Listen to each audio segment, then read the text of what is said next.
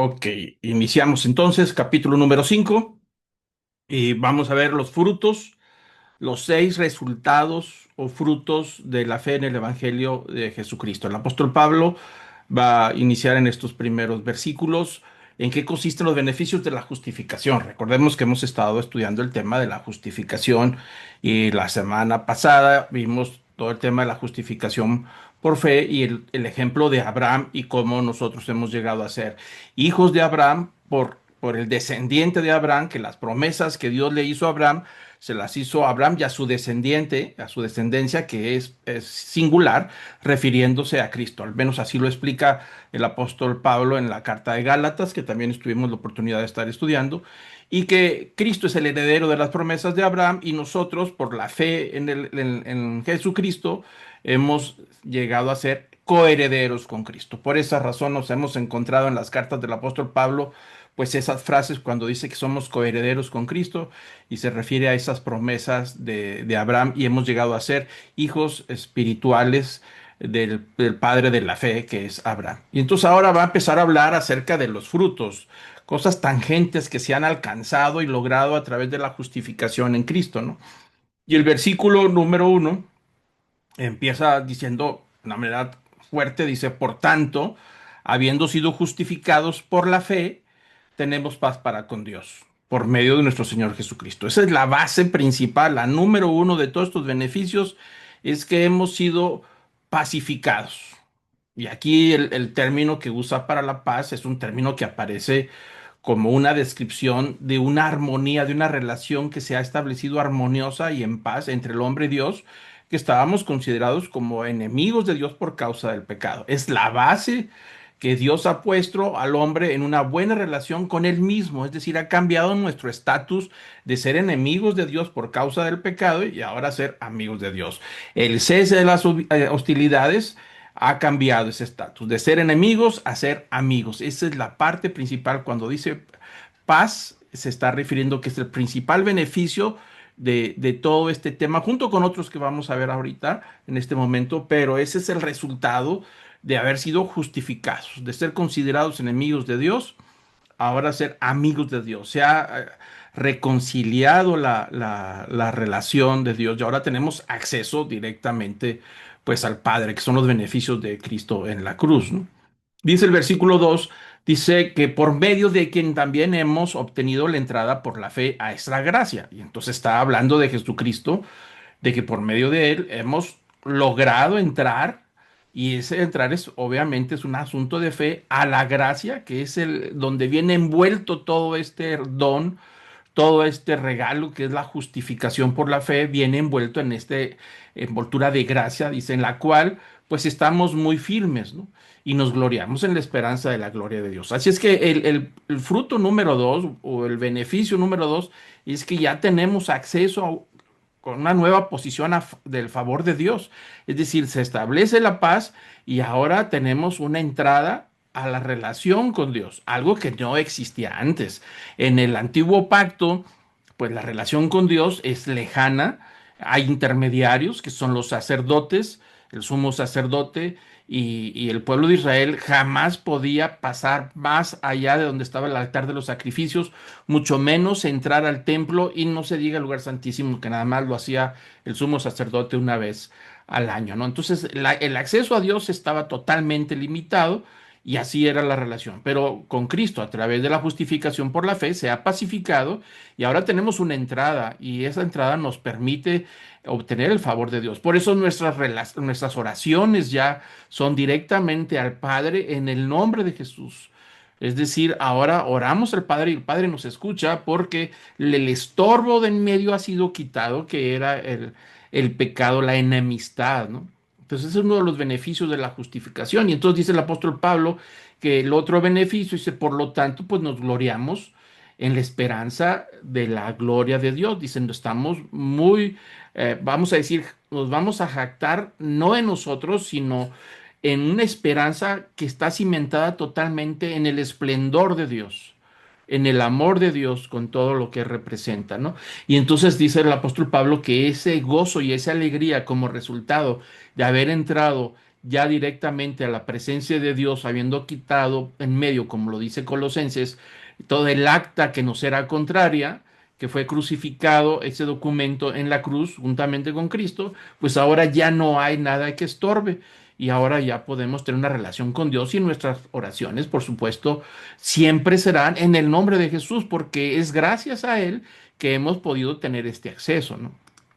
Y luego dice en el versículo 3, dice, y no solo estos beneficios, sino que también nos gloriamos en las tribulaciones, sabiendo que la tribulación produce paciencia.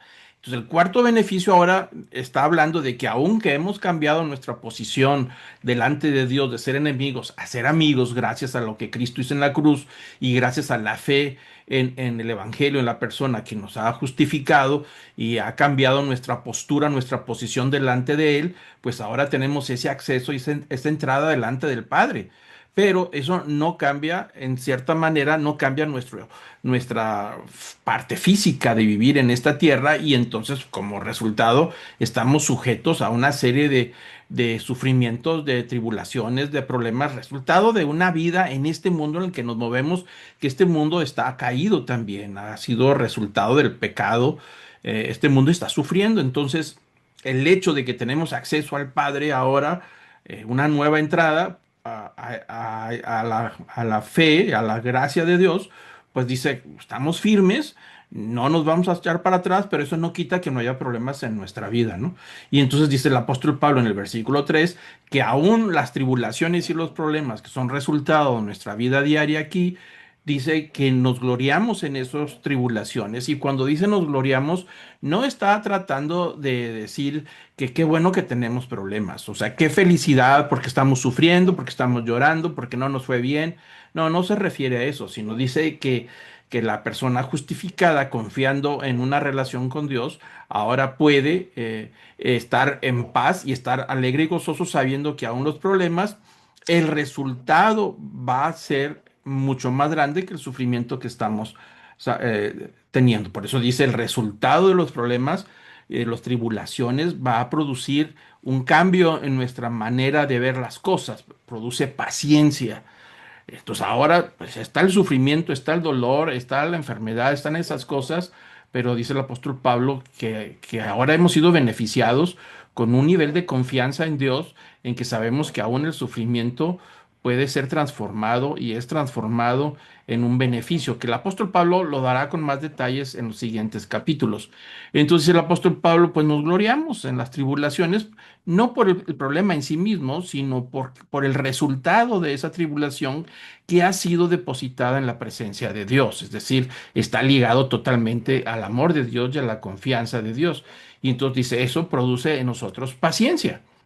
Y empieza a decir el apóstol Pablo, esa paciencia que descansa en la esperanza en Dios, dice, produce un carácter probado. Hay una transformación de nuestras emociones, una transformación de nuestra fe y empieza a madurar la vida de la persona en una relación con Dios. Y dice, un carácter probado quiere decir que no se raja por cualquier cosa ni se hace para atrás por cualquier cosa. Por eso dice el versículo 2 de este capítulo, dice que estamos firmes en esa gracia, que aún las tribulaciones no nos va a hacer que agarremos hacia atrás o que cambiemos de opinión, porque la tribulación produce la paciencia y la paciencia va a producir una naturaleza de un carácter firme y templado, probado, y el carácter probado pues va a producir esperanza. Y parece como que entra en un ciclo en donde inicia con una esperanza de la gloria de Dios, pasa por los problemas, las tribulaciones del cristiano y produce esa paciencia, el cambio de un carácter probado y entonces termina en afirmar la confianza. Por eso dice el apóstol Pablo, el versículo 2 que estamos firmes y el versículo 3 y 4 va a describir en qué consiste esa firmeza, ¿no? Dice el versículo 5 dice, y esa esperanza, que es el fruto final de la confianza en Dios a través de las tribulaciones, dice, no nos desilusiona. Es decir, una esperanza que no nos va a decepcionar, que no nos va a llevar a una situación de confiar en algo que al final, el resultado final va a ser hueco o vacío o vano, ¿no? Sino dice, es una esperanza firme que tiene un cimiento claro en la persona de Jesús. Y cuando llegue el día del juicio final, que estaremos delante de Dios, vivimos como cristianos con la esperanza de que un día vamos a estar en ese juicio, pero vivimos confiados en la sangre de Cristo, y entonces esa esperanza no nos va a desilusionar porque Dios no va a cambiar de opinión y porque lo que Cristo hizo en la cruz es suficientemente fuerte y sólido para estar en paz y seguros que cuando llegue ese día estaremos con Él. Y dice el apóstol Pablo que esa esperanza no desilusiona porque el amor de Dios ha sido derramado, y esa es la base de esta esperanza. ¿En qué consiste la esperanza de la que estamos hablando? El amor de Dios. Y cuando dice derramado, quiere decir que ha sido abundante en nuestros corazones por medio del Espíritu Santo que nos fue dado. Entonces, está entrando aquí la palabra el amor en todos estos capítulos que no la habíamos visto de los 4 capítulos anteriores, y ahora está hablando del motivo de Dios de amar tanto al mundo que dio a su Hijo unigénito a morir por nosotros, para que todo aquel que en él crea no se pierda, mas tenga vida eterna. Entonces el amor es la causa de todo este plan de la justificación, el plan de la justicia de Dios, el plan de que Jesús muera en la cruz para darnos toda esta vida y ser justificados y quitar esa enemistad que nos estorbaba. El origen de todo esto es el amor de Dios, y es tan abundante cuando usa la palabra derramado, es decir, no nos ha dado en pedacitos el amor de Dios, no en partes para que no se le acabe, pero la palabra derramado es muy abundante porque hace pensar como que nuestros corazones son el depósito, como si fuera una copa o un vaso, y empieza a vaciar el amor de Dios, y entonces dice que es más que suficiente, llega más allá de los límites de nuestra capacidad y sigue todavía abundando el amor de Dios. Y por esa razón, dice, nosotros no podemos desilusionarnos, ni nos vamos a desilusionar si los años que nos quedan en esta tierra vamos a estar con la esperanza de que un día le vamos a ver, y cuando llegue el día del juicio final, pues vamos a calificar no por nuestros méritos, sino por los méritos de Cristo, que su sangre es la que nos ha dado una transformación de vida.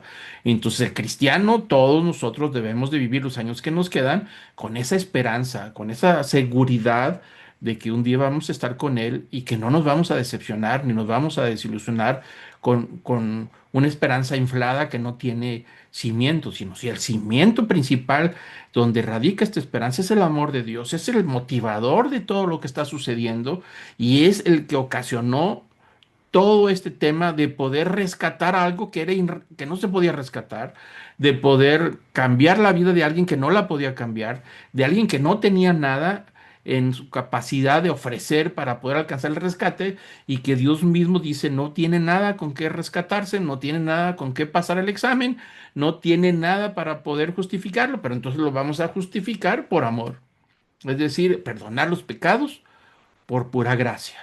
Y entonces ahí es donde se usa la palabra que le imputó la fe a Abraham, que esa es parte de las bendiciones que hemos recibido a través de Jesucristo, donde Dios nos ha tomado por justicia, es decir, no tenemos nada, pero Él nos ha llenado las bolsas de la justicia de fe, y eso es precisamente por causa del amor que Dios tiene hacia nosotros mismos, ¿no?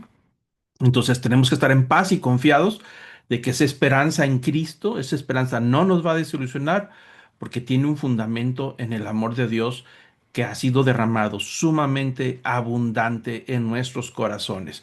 Y acordémonos, cuando hablamos en la introducción de la palabra corazón, donde radica el todo de nosotros, la voluntad, el todo del todo, ahí, en ese lugar donde necesitamos ser purificados, ahí es donde derrama el amor de lo que Cristo hizo en la cruz, ¿no?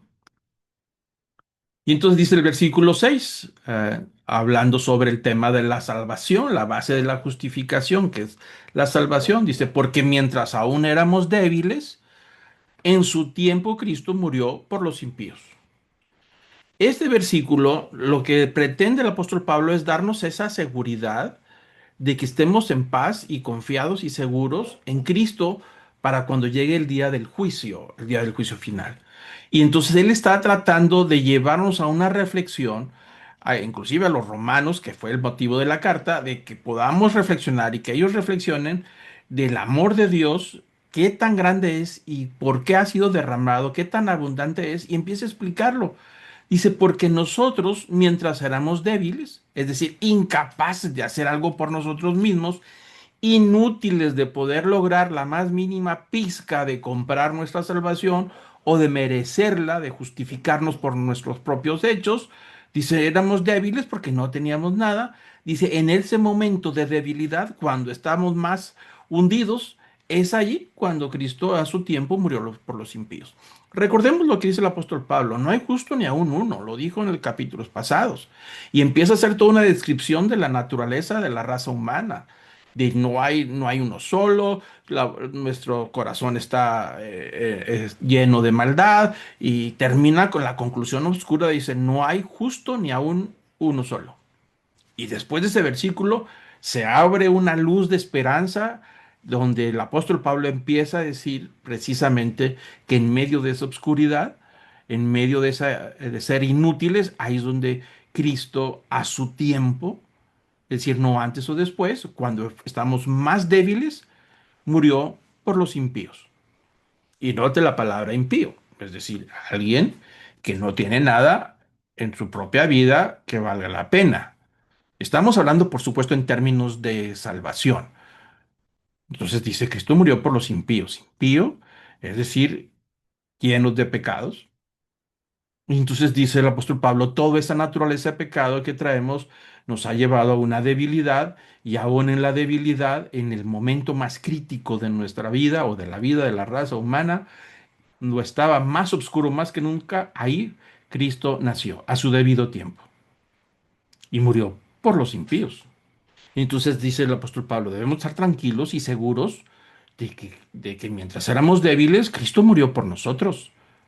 O sea, no tenemos por qué pensar otra cosa. Y entonces empieza a desarrollar ese tema en el versículo 7, dice, porque a duras penas alguien habrá que muera por un justo, aunque tal vez alguno se atreva a morir por algo, por el bueno. Cuando dice a duras penas, dice alguien que dé la vida por alguien bueno, pues es muy difícil. Dice, a duras penas puede haber alguien que muera por otra persona buena, que diga, bueno, vale la pena dar la vida por las personas buenas. Dice, pero es algo que no es fácil y no es complicado. Y entonces dice el versículo 8, pero Dios demuestra ese amor que se derrama, del que acaba de citar en los versículos anteriores. Dice, Dios demuestra su amor para con nosotros en que siendo aún pecadores, Cristo murió por nosotros. Entonces, dice el apóstol Pablo, si Cristo, sabiendo que éramos malos, impíos, pecadores, con toda la descripción que hizo el apóstol Pablo desde el capítulo 1, que habla de nosotros y de lo que hablaba de nuestra naturaleza de pecado, dice, aún con todo y todo, el amor de Dios es tan grande y tan suficiente que ha sido derramado por nosotros, en que aún sabiendo que no valíamos la pena, Cristo murió por nosotros. Por eso cita el ejemplo del versículo 6. Dijo, debemos estar en paz y tranquilos y seguros, porque mientras éramos débiles, Cristo murió por los impíos. Dijo, si alguien muere, alguien bueno muere por alguien que es buena persona, bueno, tal vez está difícil, pero puede suceder. Pero el caso de Cristo morir por nosotros, alguien bueno murió por todos los malos. ¿Quién va a hacer eso? Pues nadie, precisamente porque estábamos débiles, frágiles, inútiles con respecto a la salvación. Entonces, el apóstol Pablo nos dice, eso nos debe de llevar a entender que el amor que motivó la obra de Cristo en la cruz es sobrenatural, no está ligado a relaciones que hay un intercambio de que te amo porque me amas o te amo por el beneficio que obtengo o no, no, no, yo te amo porque te amo por lo que eres, lo merezcas, no lo merezcas, seas suficiente o no seas suficiente por lo que hayas hecho o no lo hayas hecho. Entonces es un amor incondicional, no depende de nosotros, dependen únicamente de su amor y su misericordia, ¿no? Y entonces empieza a hablar, hablando, siguiendo la certeza de la justificación, el versículo 9 dice, entonces mucho más, Dice mucho más, la palabra mucho más la va a usar varias veces en este capítulo. Dice mucho más o más abundante, habiendo sido ahora justificados por su sangre, seremos salvos de la ira de Dios por medio de él. Y el apóstol Pablo quiere que nosotros lleguemos a esa seguridad y a esa paz del día del juicio final, cuando dice salvos de la ira de Dios. La ira de Dios, ya lo explicamos, es el enojo de Dios por causa del pecado. Acuérdese lo que dice Romanos 1, la ira de Dios se revela en el pecado, en nuestra maldad. Ahí es donde se ha mostrado el enojo de Dios. Pero en el Evangelio se revela la justicia de Dios. Entonces ahí están las dos cosas. Entonces dice el apóstol Pablo, que es mucho más ahora habiendo sido justificados por su sangre. Es decir, por ese amor que lo movió y de ser crucificado y de ser derramada esa sangre, dice, seremos salvos por esa sangre del juicio de la ira de Dios en el día del tiempo final. Y nota el versículo dice, de la ira de Dios por medio de él. Seremos salvos de la ira de Dios por medio de Jesucristo. Entonces, gracias a la justificación, estaremos seguros en el día del juicio final. Estaremos de pie, no por nuestros méritos. Por eso dice el apóstol Pablo, el versículo que leímos hace unos momentos, dice, estando débiles, en el momento más frágil de nuestra vida, sin condición alguna de poder hacer algo por nosotros, por la salvación, en esa inutilidad es ahí cuando Cristo murió por nosotros. Y ahí mostró su amor que ha sido derramado en nuestros corazones, en abundancia. Y dice el versículo 10, porque si cuando éramos enemigos fuimos reconciliados con Dios por la muerte de su Hijo, mucho más habiendo sido reconciliados seremos salvos por su vida. Y ahí entra el otro término que hemos estado estudiando también en la introducción, el tema de ser reconciliados. Entonces dice, cuando éramos débiles, frágiles, pecadores, pues estábamos enemistados con Dios. Pero ahora hemos sido reconciliados. Ahí está el resultado de la paz. Y esa reconciliación es porque Cristo murió en la cruz. Y otra vez aparece mucho más, es decir, más abundante, habiendo sido reconciliados, seremos salvos por su vida. Y usa la palabra seremos salvos cuando está hablando del juicio final, que es el tema que está tocando ahí. Si estando nosotros débiles fuimos reconciliados y hemos obtenido la paz al ser justificados por la sangre de Cristo, ahora estamos en paz para con Dios por la muerte de su Hijo, mucho más abundante. Que ahora nuestro estatus es reconciliados. El estatus antes era de enemigos de Dios. Cristo muere por nosotros y ahora ha cambiado nuestro estatus en la relación con Dios. Ya estamos reconciliados. Y entonces dice, ahora el presente es que estamos reconciliados, somos amigos de Dios, por lo tanto debemos estar tranquilos porque seremos salvos por su vida. ¿Por la vida de quién? La vida de Cristo, su resurrección, al final de cuentas. Entonces, si en este momento nosotros estamos reconciliados con Dios, debe de llevarnos a la paz y a la tranquilidad de que seremos salvos el día del juicio por la obra de Cristo en la cruz y por la vida de Cristo que resucitó de entre los muertos.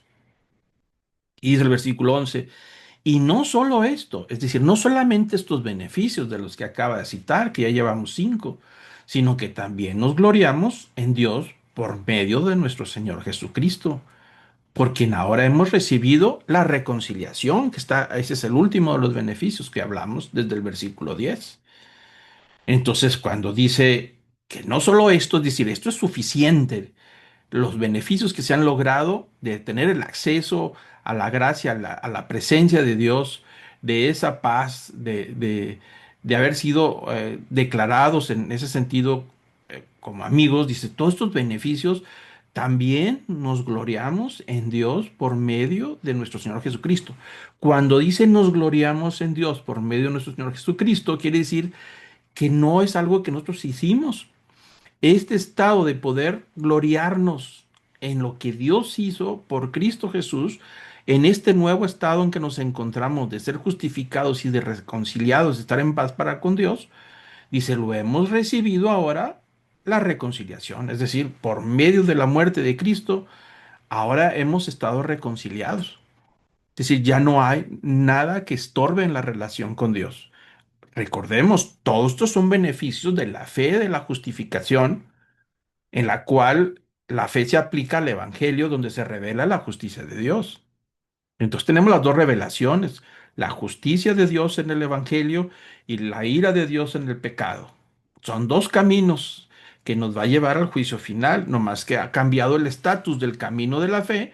Cristo ha cambiado nuestro estatus de ser enemigos, de estar enemistados con Dios y nos ha pacificado y ahora nuestro estatus hacia el camino del juicio final es un estatus de amistad, es decir, de una relación pacificada por los méritos de Cristo en la cruz. Y eso nos debe de llevar a la tranquilidad, de estar reconciliados. Y cuando dice reconciliados, es como ir al tribunal donde pues, ya no tengo nada que pagar. Cristo pagó por mí. O sea, no tengo por qué tener miedo si ya he sido reconciliado con el que me puede condenar. Y en este caso hay una reconciliación y hay una pacificación que Cristo logró en la cruz. Ahora, va a tocar aquí un tema interesante. Bueno, antes de entrar al siguiente tema, nada más rápidamente vamos a revisar los beneficios de la justificación. Ya los vimos, la paz para con Dios, estar pacificados, una nueva posición delante de Dios. Nos gloriamos ahora en la esperanza de su gloria. Nos gloriamos en los resultados de la tribulación, en donde aún los problemas van a llevarnos a una situación de paz y de esperanza, una esperanza que no nos va a decepcionar, que estaremos totalmente seguros en Cristo. Y esos beneficios, al último de los beneficios, es la reconciliación. Todo ese proceso que nos lleva de ser pecadores, enemigos, condenados, nos va llevando en un camino poco a poco hasta llevar a la reconciliación total con Dios. Pero ahora Pablo, a partir del versículo 12, va a tocar un tema que es una controversia. Eh, Se ha interpretado de diferentes maneras y ha llevado una controversia. Pero bueno, ahí va a empezar a partir del capítulo 12 a hablar de una comparación entre Adán y Cristo para poder entender precisamente lo que hizo Cristo en la cruz. Dice el versículo 12, dice, por tanto, recordemos que cuando usa la palabra por tanto, quiere decir que es resultado de las explicaciones que nos dio en los capítulos anteriores. Dice, tal como el pecado entró en el mundo por un hombre y la muerte por el pecado, así también la muerte se extendió a todos los hombres porque todos pecaron. ¿Y qué fue lo que pasó? El pecado trajo la muerte espiritual. El primer paso del pecado es cuando uno comete pecado, se rompe esa reconciliación con Dios, eso que se había logrado, se rompe.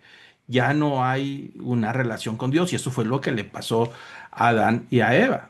Entonces el primer paso es que hay una muerte espiritual. Es decir, estamos muertos delante de Dios. Ese es algo que debemos nosotros entender todos claramente, ¿no? Al momento en que Adán pecó, lo primero que apareció es que ahora está muerto delante de Dios. Para Dios ya está muerto. ¿Por qué? Porque ha cometido una transgresión y lo vamos a ver aún un poco más. Como resultado de ese estado de muerte espiritual donde ya se desconectó de Dios, es decir, su referencia ya no es Dios, ya no es el sistema de valores que Dios tenía para él, ahora él se mueve por sí mismo, entonces Dios trajo como maldición, dijo, no es bueno que viva para siempre con ese estado de conciencia de pecado. Y entonces dio una dosis de tiempo, de años para poder vivir y luego la paga del pecado es muerte.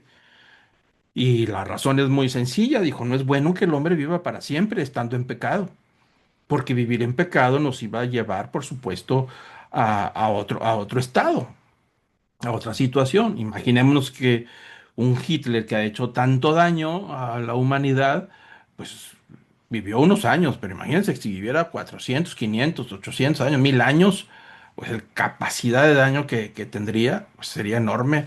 La capacidad que tenemos nosotros de dañar a nuestras relaciones es enorme. Cuando Adán pecó, las relaciones fueron rotas. La primera relación que se rompió fue con Dios. Perdió la referencia, es decir, estar conectado con su padre y empieza a perder lo que es bueno y lo que es malo.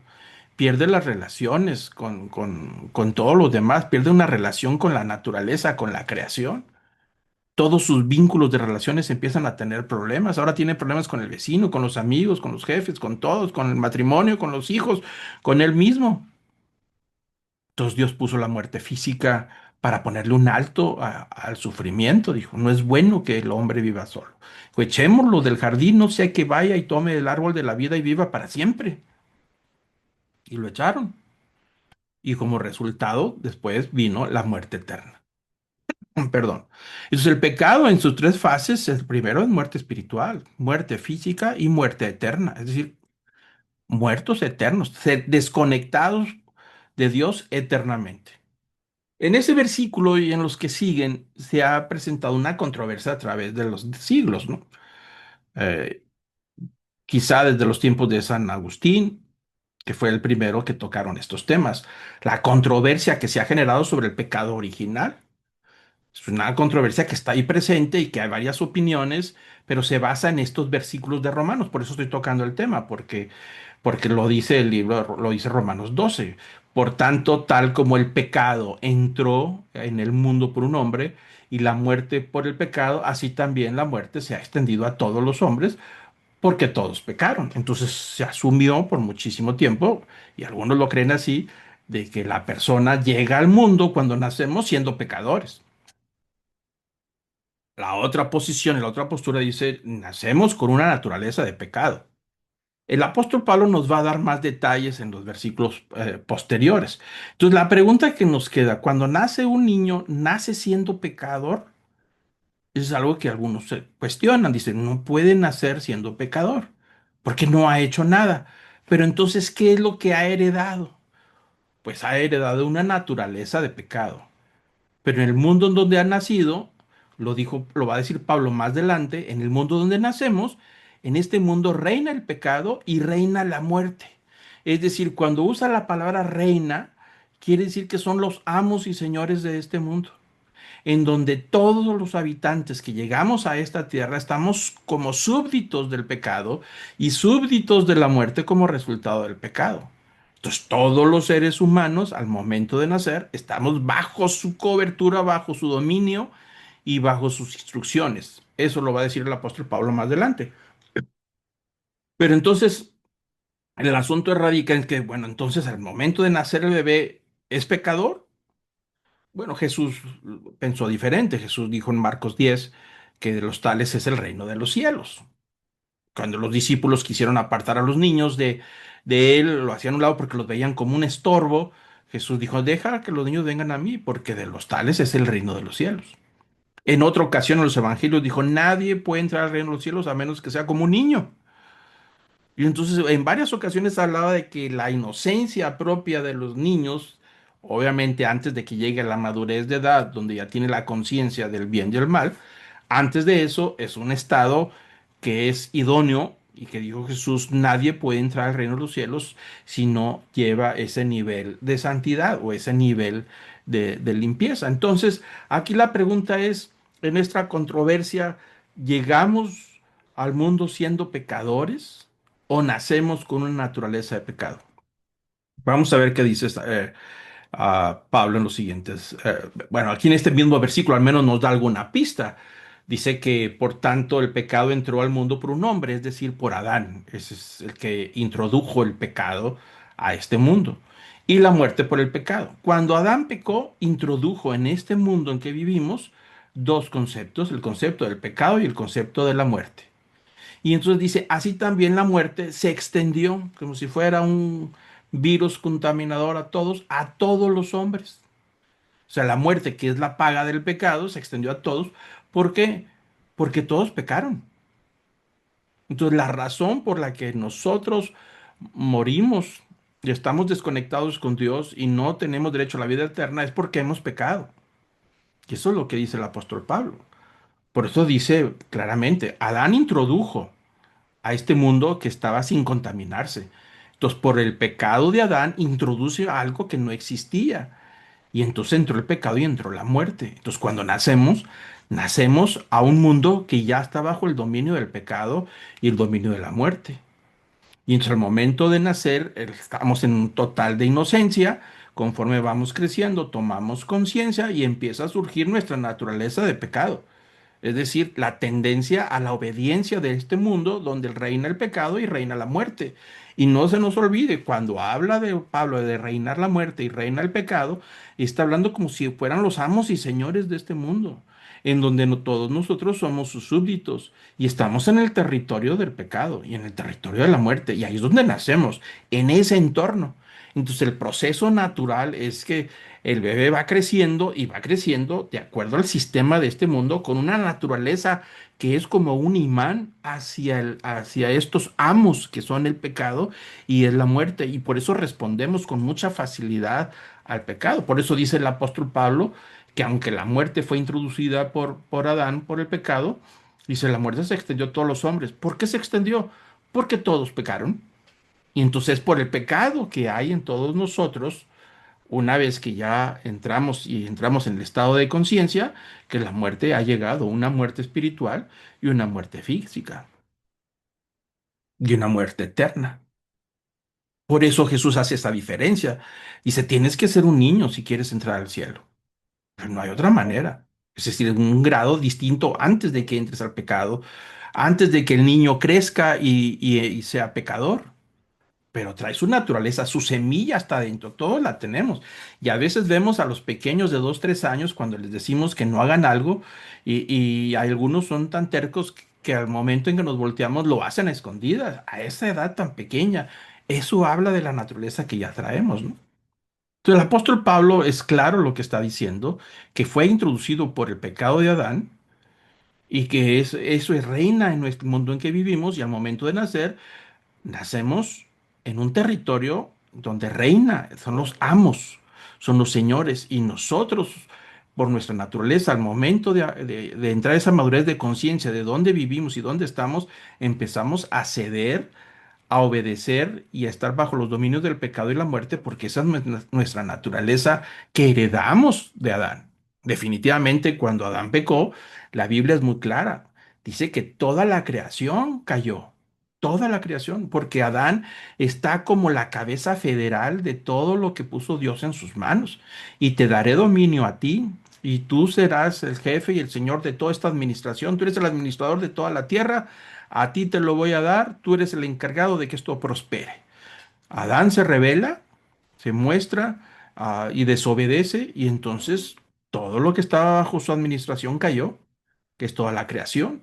Y nosotros somos parte de esa creación que bien entramos a un mundo caído. Por eso dice el apóstol Pablo, lo dice, y la creación misma está anhelando el día de su restauración y su reconciliación también. Cuando Cristo venga y haga un juicio, el juicio final, dice que hará nuevas todas las cosas. Entraremos a un mundo ya reconciliado, con una vida resucitada y en un mundo donde ha sido reconciliado y quitará todo este reino del pecado y de la muerte que habita en nosotros y que está presente en el día actual. La muerte y el pecado reinan y gobiernan y nos seducen. Por eso vale la pena leer el libro de Santiago, donde dice cómo actúa el pecado para seducirnos y por qué traemos ese arrastre hacia el pecado, con qué facilidad caemos, porque traemos la naturaleza que se deterioró cuando Adán cometió una transgresión de la obediencia de Dios, de la ley de Dios.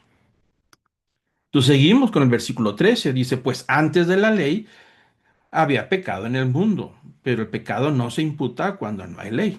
Y ahora está diciendo el apóstol Pablo, antes de la ley, se está refiriendo antes de Moisés, de que diera la ley de Moisés, por el cual se rige todo el pueblo de Israel. Dice, antes de que llegara la ley, pues había pecado. Obviamente todos pecábamos, o todos pecaban, desde los tiempos de Noé, desde los tiempos de la Torre Babel, toda la creación estaba bajo pecado.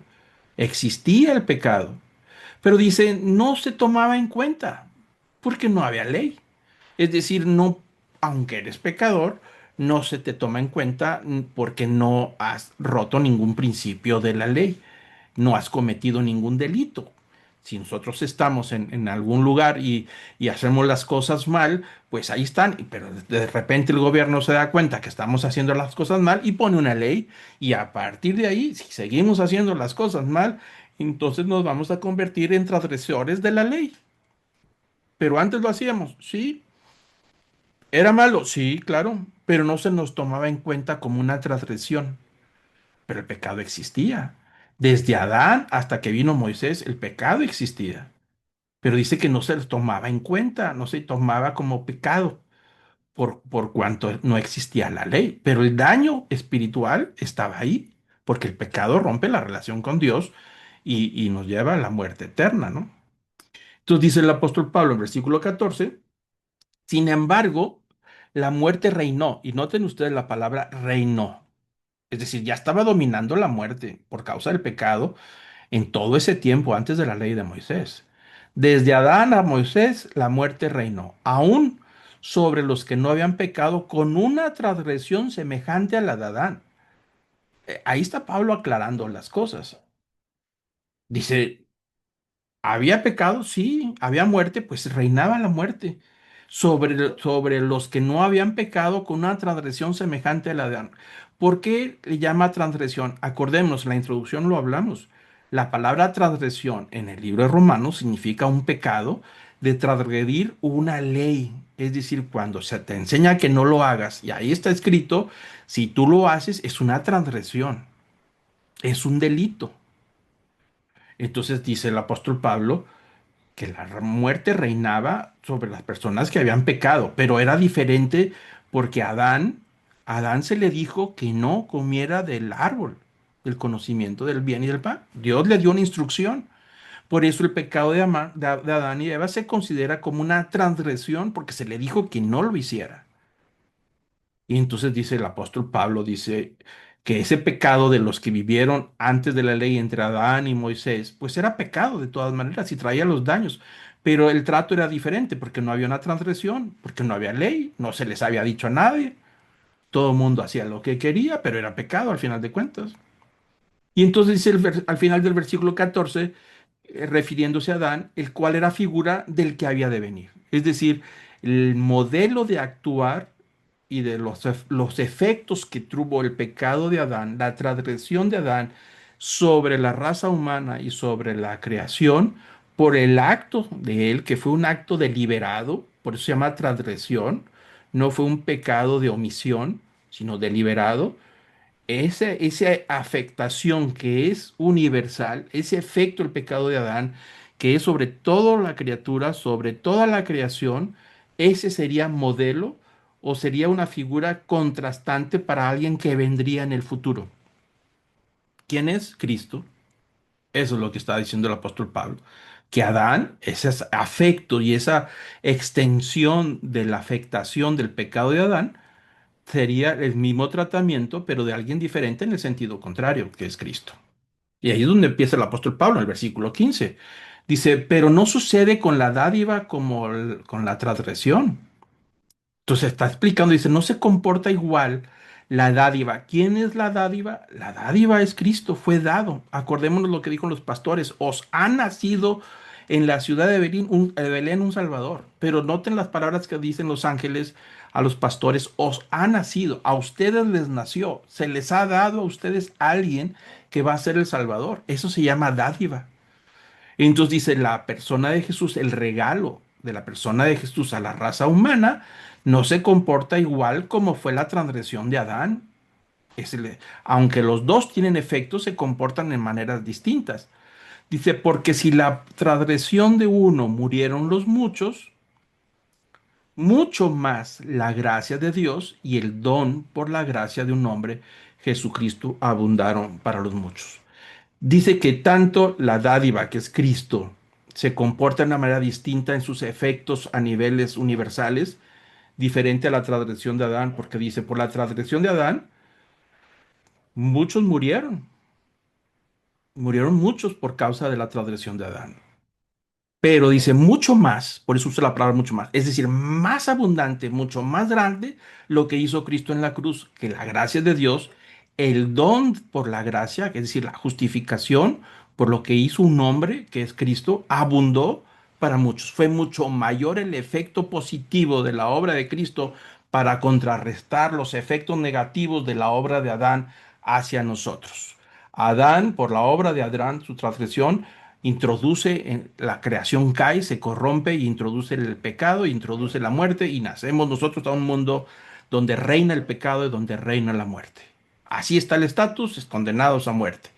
Pero la dádiva, que es el regalo, el nacimiento de Cristo, de morir en la cruz, los efectos de lo que Cristo hizo es mucho más grande y sus beneficios son mucho más abundantes, suficientes para contrarrestar el efecto negativo de condenación de lo que hizo Adán y de los cuales nosotros, como hijos de Adán, hemos caído en toda esta naturaleza de pecado y sufriendo, por supuesto, por nuestra propia naturaleza.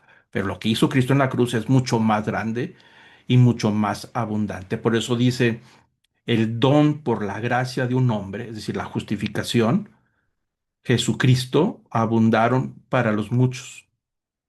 Y luego dice, tampoco sucede con el don es la justificación. La dádiva es Cristo, la persona de Jesús de morir en la cruz, y el resultado, es decir, el don, lo que viene adentro de él, es la justificación. Acordémonos que lo dijo Romanos, es en el Evangelio donde se revela la justicia de Dios. Ahí viene escondido como un misterio. Bueno, ahí viene envuelto el don de la justificación. Dice, tampoco se comporta igual la justificación como con lo que vino mediante aquel que pecó, es decir, Adán, porque ciertamente el juicio surgió a causa de una transgresión, es decir, por un pecado de Adán. Adán transgredió porque le dijeron que no lo hiciera, y fue un solo pecado. Y el resultado de ese solo pecado trajo la condenación.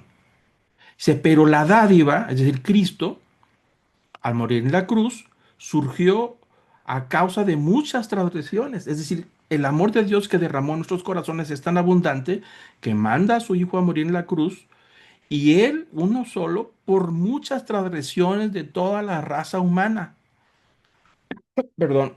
Y le llama transgresiones. Sabiendo nosotros que estamos haciendo el mal, seguimos pecando. Desde los tiempos de Adán hasta ahorita. Y entonces dice pero la dádiva, es decir, uno solo, surgió como resultado de la abundancia, de la multitud de transgresiones, y que el resultado de esa dádiva fue la justificación.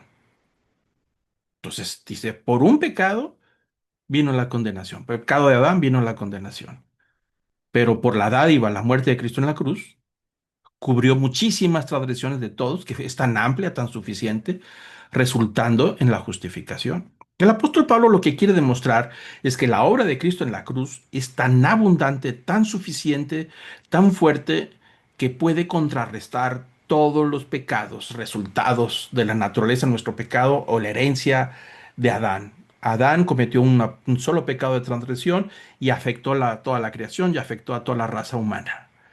Entró el pecado y entró la muerte. Cristo trata en la cruz el tema del pecado y el tema de la muerte también, pero su obra es tan abundante, mucho más grande que los efectos de Adán negativos. Es decir, los efectos positivos de Cristo en la cruz son tan suficientes, tan grandes, que resulta en una justificación de lo que ha estado hablando el apóstol Pablo. Dice, porque si por la transgresión de uno, es decir, de Adán, por este reinó la muerte, mucho más reinarán en vida por medio de uno.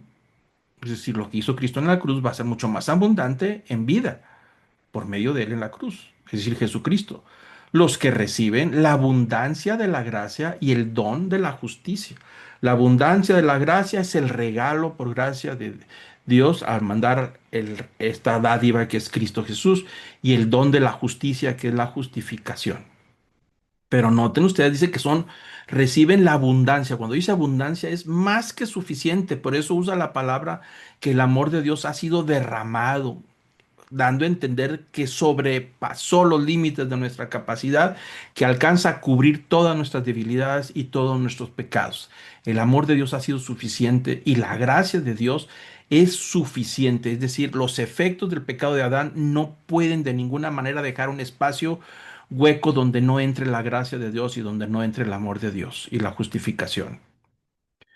Versículo 18 dice, así pues, tal como por una transgresión resultó la condenación de todos los hombres, así también por un acto de justicia resultó la justificación de vida para todos los hombres. Y ahí está el paralelo entre Adán y Cristo comparados. Por una transgresión resultó la condenación y la caída de toda la creación, de todos los hombres, o sea, de todos en general.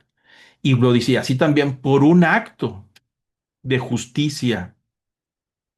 El de Adán fue una transgresión cuando Dios dijo que no lo hiciera y lo hizo. Pero lo de Cristo es un acto de justicia, de amor que ha sido derramado, y el resultado de ese acto de justicia, de amor en la cruz resultó en justificación que esa justificación, que ya lo vimos que es por fe, lo lleva a vida para todos los hombres. ¿Por qué? Porque vivimos en un mundo donde reina la muerte. Entonces lo que está haciendo Cristo en la cruz, al morir en la cruz, es hacer un espacio que se va a clareciendo como vivimos en medio de la muerte, que es donde reina la muerte y el pecado. Entonces Cristo lo que hace en la cruz es abre una puerta para la vida de todos los hombres, es decir, una vida abundante, que contrarresta las tinieblas y la oscuridad del pecado y de la muerte que reina en este mundo en el cual nosotros vivimos.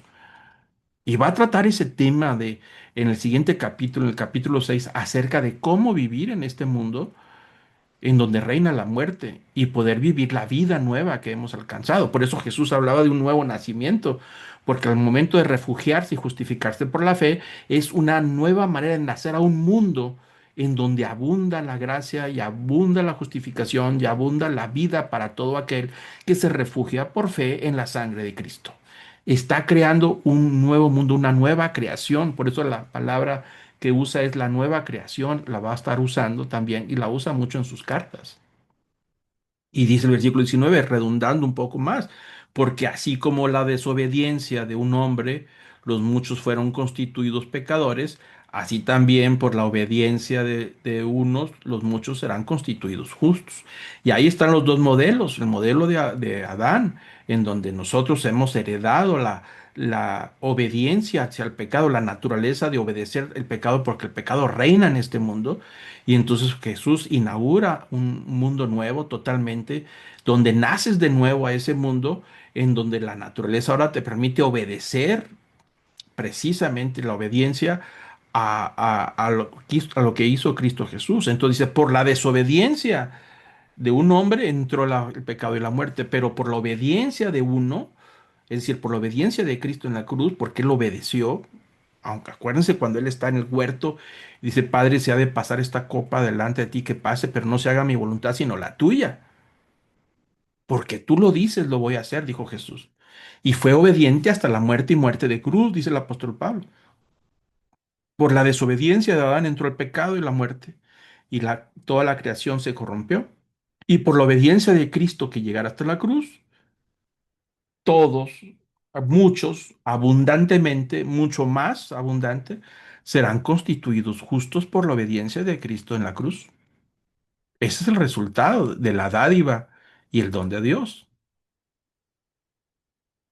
Y dice el versículo 20, y la ley se introdujo para que abundara la transgresión, pero donde el pecado abundó, sobreabundó la gracia. Ahí está hablando de la ley de Moisés. Acordemos, lo dijo anteriormente. Si no fuera por la ley, la gente no sabría que es pecadora, pero éramos pecadores, por supuesto que éramos pecadores, pero no nos damos cuenta. Entonces la ley de Moisés sirvió para que todos nos enteráramos de que éramos pecadores y entonces al momento de darnos cuenta que somos pecadores y seguimos pecando, entonces ya somos transgresores de la ley. Por eso usa la palabra transgresión. Todo pecado no es necesariamente una transgresión, pero toda transgresión es pecado. Ya éramos pecadores antes, pero cuando entra la ley de Moisés, dijo que fue introducida para que abundara las transgresiones, para que todo el mundo se diera cuenta del estado de corrupción que estábamos. Y entonces dice, pero donde abundó el pecado abundó la gracia, es decir, la multitud de transgresiones y que no nos dimos cuenta de nuestra capacidad y nuestra flaqueza, nuestra debilidad y nuestra incapacidad de poder cambiar nuestra naturaleza de pecado y que necesitábamos ser rescatados, pero no había nada en nosotros. ¿Qué es lo que pasó? Abundó la gracia. Y cuando dice abundar, quiere decir que es demasiado suficiente para que nadie quede fuera de la gracia de Dios. Y vamos terminando. Para que así como el pecado reinó en la muerte, otra vez dice aquí, reinó el pecado. Es decir, el pecado reina en este mundo. Esa es una realidad que introdujo Adán. Y reinó en la muerte. Es decir, que el resultado es la muerte. Así también la gracia reine por medio de la justicia para vida eterna, mediante Jesucristo nuestro Señor. Entonces vemos ahí que son dos esferas totalmente diferentes.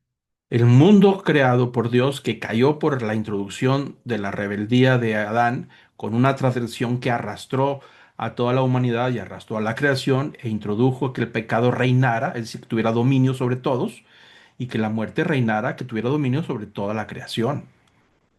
Y entonces dice, por él entró todo esto. Pero ahora está reinando la gracia.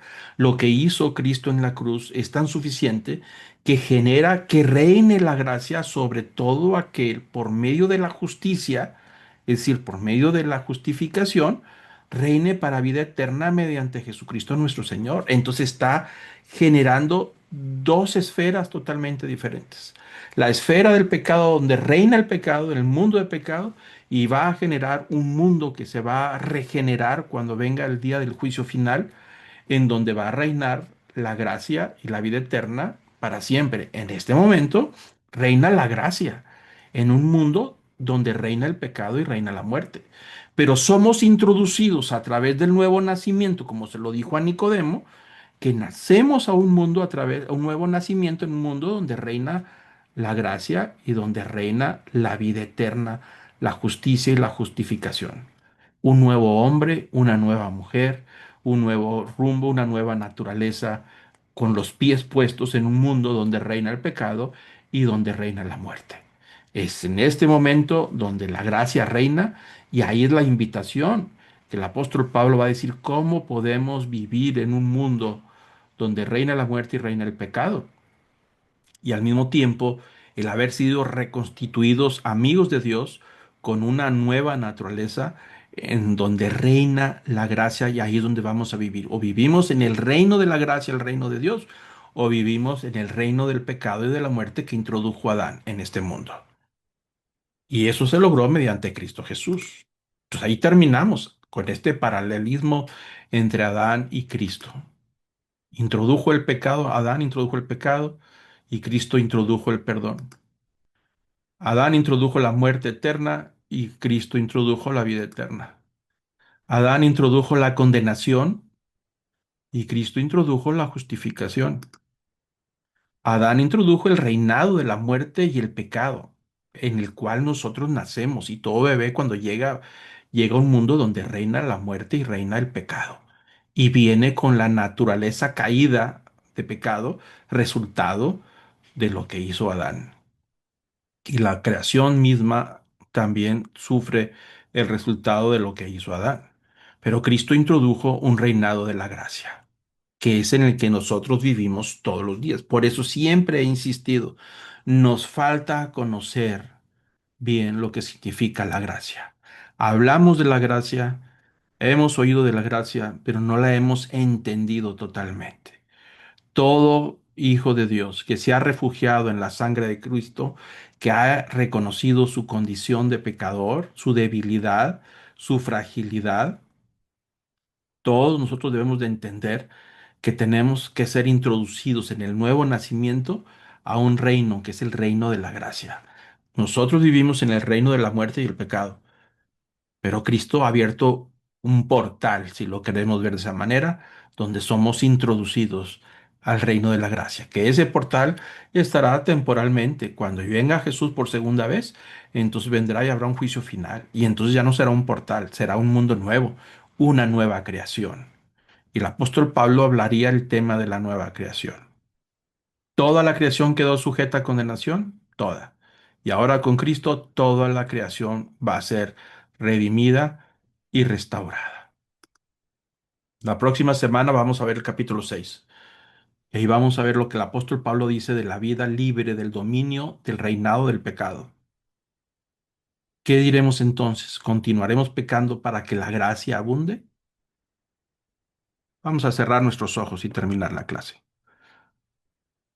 Amado Señor, gracias por estas palabras. Quiero pedirte que tu Espíritu Santo sea abundante en nosotros y nos llegue a un entendimiento y comprensión del mundo que nos ha tocado vivir.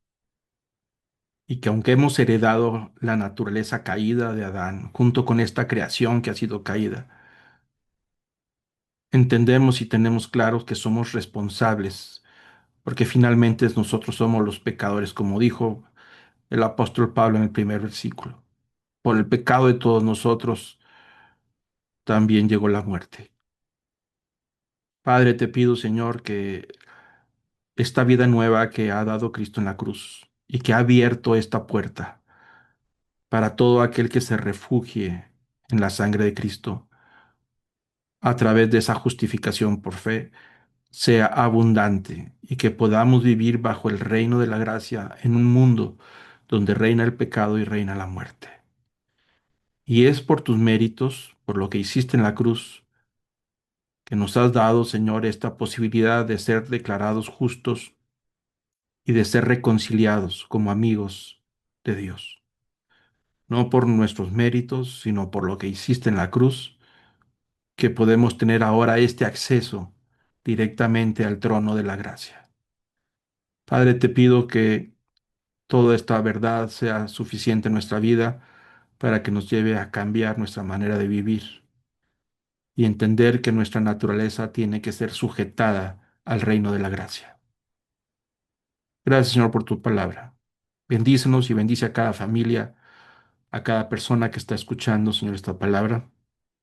Bendice su trabajo, bendice, Señor, sus familias, sus amigos, su persona, que seas abundante y que la gracia tuya, Señor, sea abundante en el perdón de los pecados, de vivir con la esperanza y la tranquilidad y la confianza, y que cuando llegue el día, Señor, tú estarás al frente y confiaremos, Señor, en tus promesas y en la sangre de Cristo. Recibe, Señor, todo el honor, el poder y la majestad por los siglos de los siglos. Amén.